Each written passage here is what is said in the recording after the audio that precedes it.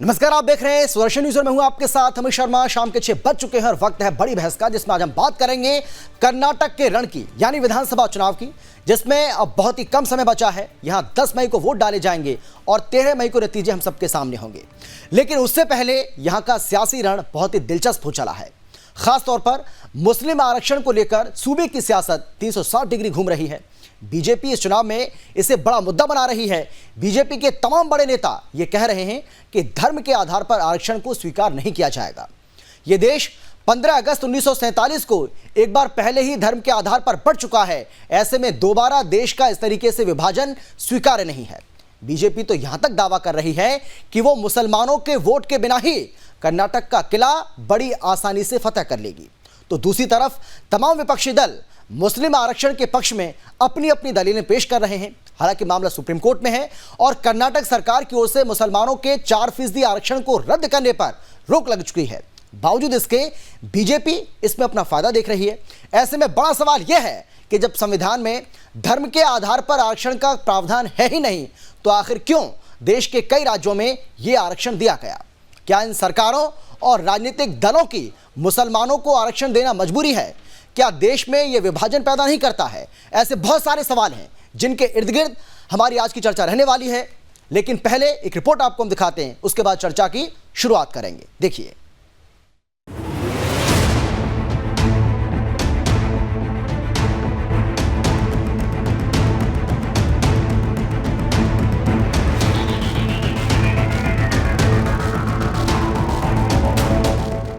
कर्नाटक में विधानसभा चुनाव का दंगल अपने चरम पर पहुंच चुका है। राजनीतिक दलों ने जनता को साधने के लिए पूरी ताकत झोंक दी है। बीजेपी और कांग्रेस ने अपने अपने दिग्गजों को मैदान में उतार दिया।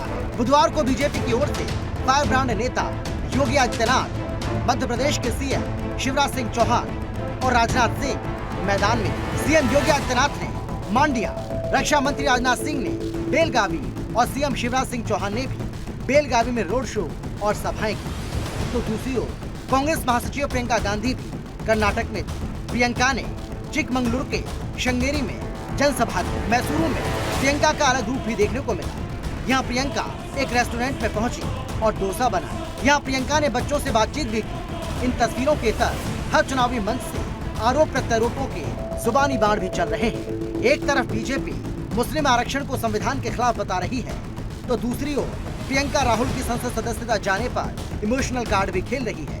सीएम योगी से लेकर रक्षा मंत्री राजनाथ सिंह तक सभी एक सुर में कह रहे हैं कि धर्म आधारित आरक्षण संविधान के खिलाफ है। सीएम योगी ने मांडिया में यहाँ तक कह दिया कि देश 1947 में धर्म के आधार पर बांटा गया।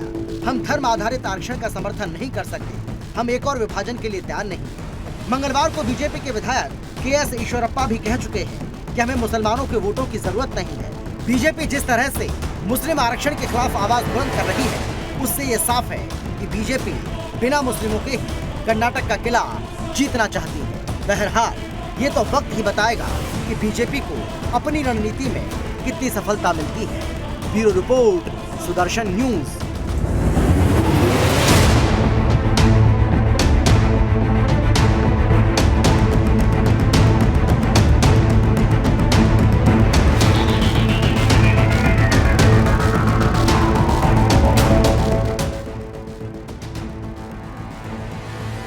देखा होगा कि इन्होंने धर्म के आधार पर आरक्षण देकर भारत के संविधान की अवमानना की है।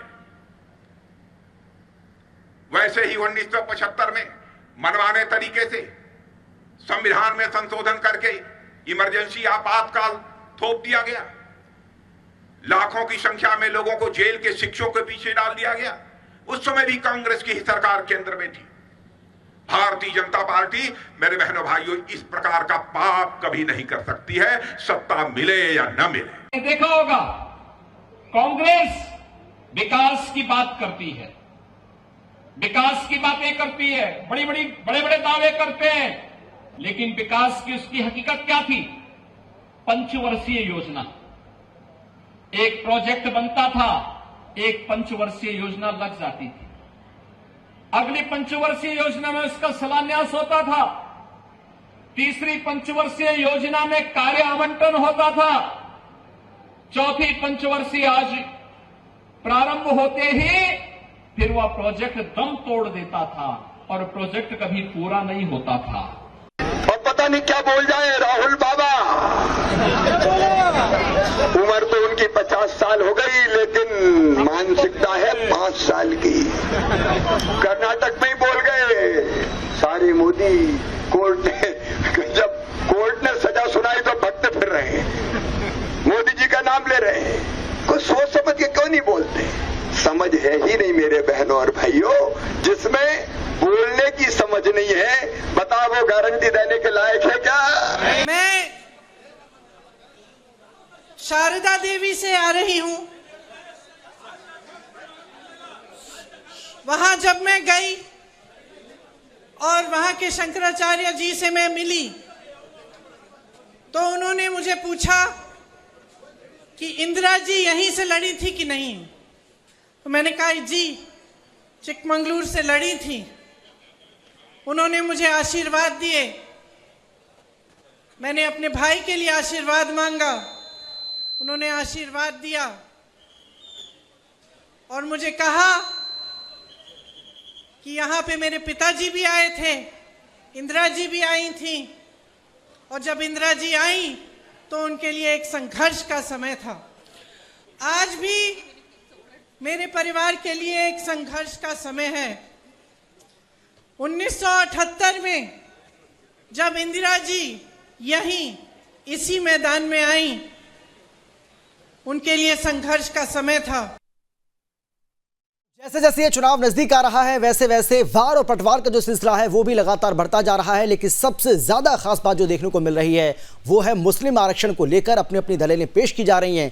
जहां जो विपक्षी दल हैं उनका ये कहना है कि बाकायदा जब कर्नाटक में आरक्षण दिया गया था मुसलमानों को, ओबीसी में 4%, ओबीसी में से 4% जब आरक्षण दिया गया था उस वक्त बाकायदा एक कमीशन का गठन किया गया था, सर्वे किया गया था और उसके आधार पर यह आरक्षण दिया गया था। लेकिन बीजेपी ने बिल्कुल साफ कर दिया है कि धर्म के आधार पर किसी भी प्रदेश में, देश के किसी भी राज्य में आरक्षण को बर्दाश्त नहीं किया जाएगा।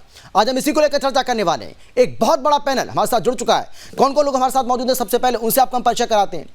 उसके बाद चर्चा की शुरुआत करेंगे। हमारे साथ बीजेपी की ओर से आलोक वत्सी हैं, इसके साथ ही कांग्रेस की तरफ से हमारे साथ रत्नाकर सिंह जी हैं और इसके साथ ही जेडीएस के नेता गुरुराज हुलेर जी हमारे साथ जुड़ गए हैं और पॉलिटिकल एक्सपर्ट के तौर पर रवि अरोड़ा जी हमारे साथ हैं। तो बीजेपी ने बिल्कुल साफ कर दिया है कि मुसलमानों के बिना भी वो कर्नाटक जीत सकते हैं। बीजेपी की ओर से इस तरीके का दावा किया जा रहा है। चर्चा आज इसी को लेकर कर रहे हैं।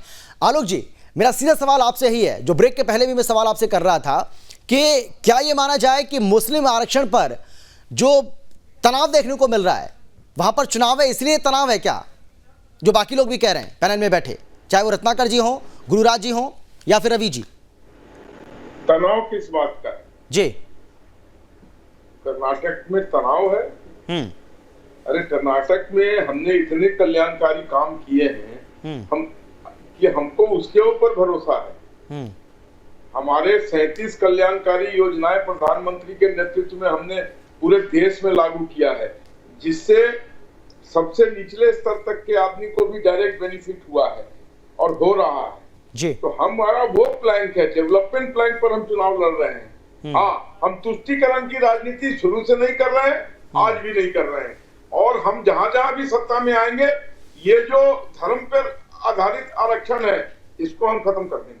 नहीं, तो सवाल यही है ना कि पहले क्यों नहीं, अब क्यों? क्योंकि चुनाव है इसलिए पहले क्यों समाप्त नहीं किया? सरकार तो आप ही की थी। अमित जी सरकार तो आप ही की थी, आप ही चला रहे सरकार। नहीं अमित जी, जब जागे तब सवेरा। हमको अभी समझ में आए तो हमने कुछ दिन पहले कर दिया। नहीं, आरोप ये लग रहा है ना आपके ऊपर, आरोप ये लग रहा है कि आप चुनाव की वजह से वहां पर ध्रुवीकरण करना चाहते हैं, आप पोलराइज करना चाहते हैं वोटों का, और इसीलिए आपने ये फैसला किया है। देखिए अमित जी, हिंदुस्तान का हिंदू बहुत पूर्व में जागृत हो चुका है। अब उसको दोबारा जगाने की जरूरत नहीं। ये जितनी कवायद मंदिर जो मंदिर में मस्जिद घुसे हुए हैं उसको जो हम एक एक करके बाहर निकाल रहे हैं, ये सनातन की जागृति का ही देन है। जो हमारे इतिहासकारों में, इतिहास में जिन लोगों ने हमारे साथ नाइंसाफी की उनको अब हमको इंसाफ देना पड़ रहा है।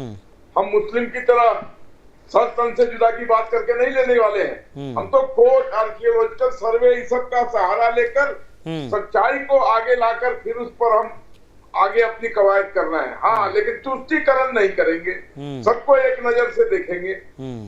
ठीक है, वहाँ तुष्टीकरण हम न करते हैं, न करने देंगे किसी को। तो रत्नाकर जी, जो आलोक जी कह रहे हैं कि तुष्टीकरण की राजनीति जो आप लोग करते हैं वही आपके आड़े आ जाती है, और इसीलिए आपने ओबीसी कोटे से आपने मुसलमानों को 4% आरक्षण दे दिया। मैं कर्नाटक की बात कर रहा हूं, हालांकि वहां पर आपकी सरकार नहीं है, लेकिन तेलंगाना की बात करें या हम केरल की बात करें, साउथ के 5 राज्य ऐसे 13% है। हाँ, वहां पर, और वहां की मतलब तेलंगाना की अगर बात करें तो वहां पर 4% को बढ़ा करके एक प्रस्ताव पास किया है विधानसभा में, उसको 12% करने जा रहे हैं। आंध्रा में भी है। तो जो 5 राज्य हैं वहां भी इसको आरक्षण को अब कहीं बढ़ाने की बात की जा रही है, कहीं पर जितना है उसको, और सब कांग्रेस के समय में ही लागू हुआ। बिल्कुल। तो मैं इस बात का वही मैं जिम्मेवार है। जी आलोक जी मैं सवाल कर रहा हूं, सवाल मुझे करने दीजिए। तो रत्नाकर जी, इस बात का जवाब दीजिए, तो क्या तुष्टीकरण की जो राजनीति आप करते हैं, आपको लगता है कि उसका आपको फायदा होता है? इसीलिए अपनी अपनी राजनीति है, बीजेपी अपनी राजनीति कर रही है और आप अपनी राजनीति कर रहे हैं। देखिए अमित जी, सबसे पहले तो मैं यही कहूंगा कि कर्नाटक में चुनाव है और बीजेपी ने वहां पे फैलाया चुनावी तनाव है। ये अभी आपने कहा ना कि के.एस. ईश्वरप्पा जी कह रहे हैं कि हमें बीजेपी का वोट नहीं चाहिए। अरे लोकतंत्र में आप जनता के प्रतिनिधि हैं। आप जिस राज्य विधानसभा से आपके प्रतिनिधि लड़ रहे हैं, क्या वहां पे वो मुसलमान जो है वो वोटर नहीं है क्या? आप उसको दरकिनार कर रहे हैं, आप उसको एक साइड में कर रहे हैं, आप कह रहे हैं कि उसका वोट ही नहीं चाहिए। अरे आप जाति धर्म के आधार पे वोट मांग रहे हैं क्या? आप विकास के नाम पे वोट मांगिए ना, कौन नहीं देगा आपको विकास के नाम पे वोट? लेकिन आप तो ने विकास तो किया नहीं। अभी भाई साहब कर रहे थे, बहुत सारी योजनाएं गिना रहे थे। सिर्फ एक चीज बताना चाहूंगा कि आज देश में बेरोजगारी चरम पे है और अभी भी कर्नाटक में 2.5 लाख सरकारी पद खाली है। ये क्यों खाली है भाई साहब, बता दीजिएगा जरा। रही बात ये सिर्फ अन्याय। अरे रत्नाकर जी, सरकार तो आपने भी चलाई है वहां पर, सरकार तो आपकी भी रही है। अरे सुनिए, सारा उन्हीं के खाते में क्यों जोड़ रहे हैं रत्नाकर जी? आलोक जी, अब बोलने नहीं दूंगा मैं, फिर आप मुझे बोलने नहीं देंगे तो मैं आपको बोलने नहीं दूंगा। सुन लीजिए जरा, सुन लीजिए, धैर्य रखिए, बौखलाइए नहीं, धैर्य रखिए। ये अन्याय सिर्फ अल्पसंख्यकों के साथ नहीं किया है, ये वोट के नाम पे राजनीति जो है लिंगायत समुदाय के साथ भी किए हैं। लिंगायत समुदाय जो 14% है वहां पे, उसका वोट तो ये ले लेते हैं, लेकिन भलाई का काम कुछ नहीं करते हैं। इसीलिए इनके पूर्व मुख्यमंत्री जो लिंगायत समाज से आते हैं वो भी कांग्रेस को ज्वाइन करते हैं। इसके ये क्या कहेंगे? और रही बात भाई साहब जो कह रहे थे, अभी ये जो राजनीतिक विश्लेषक है ये कह रहे थे कि बीजेपी को स्थापित करने की वहां पे बहुत जरूरत है, क्योंकि वहां की नैया उनकी हिली हुई है, डुली हुई है। आपको मैं एक छोटा सा उदाहरण दे देता हूं। प्रधानमंत्री जी को स्वयं के.सी. ईश्वरप्पा जी का एक वीडियो वायरल हुआ है। मोदी जी स्वयं फोन करके और कहते हैं कि तुम साथ दो, तुम सपोर्ट दो। आप सोचिए, एक प्रधानमंत्री जी को एक अदना से नेता को फोन करके और इस तरह की बातें कहनी पड़ रही है। आप वहां की भाजपा की स्थिति को समझ सकते हैं कि वहां पे जमीन किस तरह से खिसकता है। हिमाचल प्रदेश याद है ना आपको, एक बागी विधायक को भी उन्होंने इसी तरह फोन किया था। क्या हुआ हिमाचल प्रदेश में? सत्ता चली गई। कर्नाटक में भी किया उन्होंने, कर्नाटक में भी सत्ता चली जाएगी। 40% कमीशन वाली भारतीय जनता पार्टी के सरकार की 40 विधायक भी नहीं आएंगे। ठीक है, गुरुराज जी कुछ कहना चाह रहे हैं, गुरुराज जी कुछ बोल रहे थे। वो खुद उन्होंने कहा है। ठीक है, 50 सीट भी नहीं आएगी। ठीक है रत्नाकर जी, समय बचेगा तो मैं लौटूंगा आपके पास। रत्नाकर जी आ रहा हूं मैं, आलोक जी आपके पास भी आ रहा हूं। गुरुराज जी बोलिए, आप गुरुराज जी आप बोलिए। कुछ भी नहीं है सर, कर्नाटक में जो है ना 40% की सरकार है करके अब तक तो तुमको मालूम हुआ। यहाँ बोलने के लिए कुछ भी नहीं है। कर्नाटक में जो डेवलपमेंट हुआ है, अच्छा डेवलपमेंट नहीं हुआ। जहाँ पे प्रधानमंत्री आते हैं, रोड बनता है, नेक्स्ट डे वो रोड खत्म हो जाता है, वहां से निकल जाता है। मतलब रोड पूरा ताड़पाल के जैसा निकलता है उधर। और ये आए कहाँ से? दिल्ली से, मंड्या, मैसूर और बेंगलोर का। अरे बीच में ना बोलिए भाई, लोकार्पण करते हैं। बीच में नहीं बोलिए आलोक जी। रोड में जाके क्यों नहीं किए? मंड्या में जाके, दिल्ली से मंड्या आए और वहां पे वो रोड लोकार्पण किए। कहाँ का? मैसूर का और बेंगलोर का। वहां का हालत क्या है? अभी प्रोजेक्ट भी कंप्लीट नहीं हुआ। और आपको मालूम है क्या नहीं पता नहीं मुझे, मैं आज पूरा कुल्लम बताना चाहता हूँ।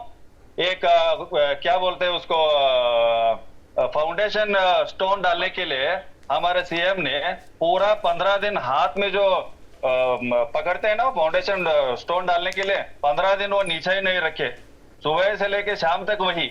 और यहाँ डेवलपमेंट नहीं हुआ है ना अच्छी तरह से, तो बोलने के लिए कुछ भी नहीं है। तो इसीलिए जात पात के सब लेके आए हैं और इनडायरेक्टली ये लोग संविधान में जो लिखा है ना उसके अगेंस्ट ये लोग जात को आगे लाके वोट मांग रहे हैं। इसके ऊपर भी कार्रवाई होना चाहिए। और इलेक्शन कमीशन भी चुप बैठा है। नहीं, वो जाति के नाम पर मांग रहे हैं, आप धर्म के नाम पर मांग रहे हैं, तो गलत तो है ना? धर्म के वही जाति और धर्म दोनों। हाँ, तो वही तो मैं कह रहा हूँ, तो आप भी तो मांग रहे हैं। ये जेडीएस नहीं, हमारा पक्ष ऐसा है, जातीय जनता दल सेक्युलर, इनसे अब सीख लेना पड़ेगा। We are secular.